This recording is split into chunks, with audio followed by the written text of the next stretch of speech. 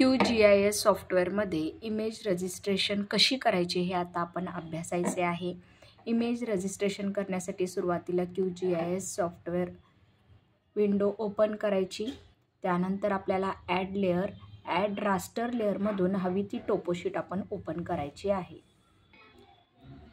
हवी ती toposheet select केल्यानंतर ॲड आणि क्लोज ऑप्शनवर क्लिक करा. त्यानंतर या मॅप कॅनव्हासमध्ये तुम्हाला हवी ती साऊथ पुणेची टोपोशीट ओपन झालेली दिसेल. ही टोपोशीट जर आपण पाहिलं तर या टोपोशीटवर जिओ रेफरन्स झालेला नाही, तर जिओ रेफरन्स होण्यापूर्वी इमेज रजिस्ट्रेशन करणे गरजेचे आहे. जशा प्रकारे आपण जिओ रेफरन्स करतो तसेच लेअर ऑप्शनवर जाऊन जिओ रेफरन्स येथे क्लिक करा. ही नवीन विंडो ओपन होईल. यामध्ये जे टोपोशीट तुम्ही ओपन केलेला होता तेच पुन्हा ओपन करा.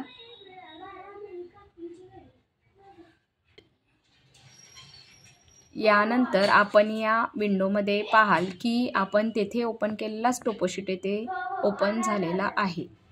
यानंतर आपल्याला इमेज रजिस्ट्रेशन करण्यासाठी एडिट या ऑप्शनवर जाऊन ॲड पॉईंटमध्ये कॉर्नरचा हा पॉईंट ॲड करायचा आहे. तो फ्रॉम मॅप कॅनव्हास आणि इथे देखील हा कॉर्नरचा पॉईंट त्यामध्ये ॲड करायचा आहे. ओके. त्यानंतर दुसरा पॉईंट ॲड करण्यासाठी या बाजूला जाऊन हा कॉर्नरचा भाग सिलेक्ट करा, पॉईंट फ्रॉम मॅप कॅनव्हास. त्यानंतर पुन्हा ह्या कॉर्नरचा भाग सिलेक्ट करा. ओके.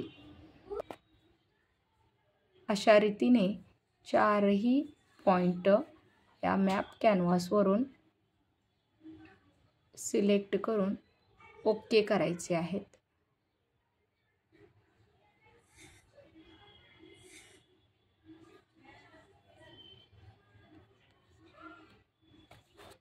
यानंतर सेटिंग ऑप्शनवर जाऊन polynomial 1, project CRS, output file name तुम्ही जी हवे ती फाईल नेम घाला.